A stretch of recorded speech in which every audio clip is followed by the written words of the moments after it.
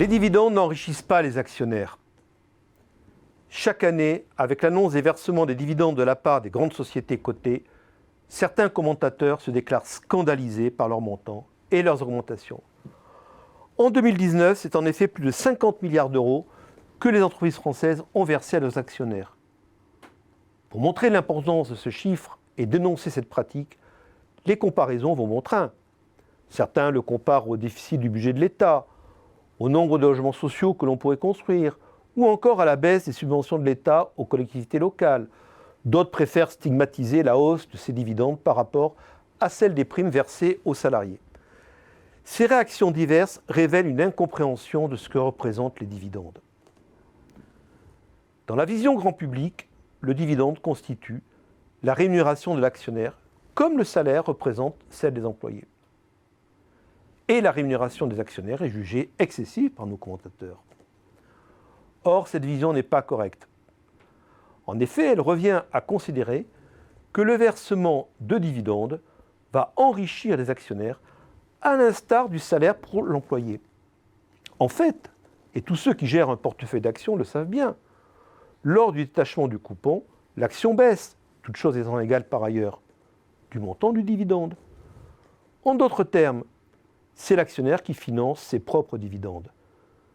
Cela peut s'expliquer de plusieurs façons. Une façon simple de montrer que le versement de dividendes va faire baisser la valeur de marché de l'entreprise, sa capitalisation, est de considérer son bilan en valeur de marché avant et après distribution. Prenons par exemple une entreprise dont le montant de la trésorerie s'élève avant détachement du dividende à 5 milliards d'euros et dont la capitalisation boursière est de 30 milliards d'euros avant distribution du dividende. Supposons que la valeur de ces dettes financières est de 10 milliards d'euros, ce qui fait une valeur globale de l'entreprise de 40 milliards d'euros.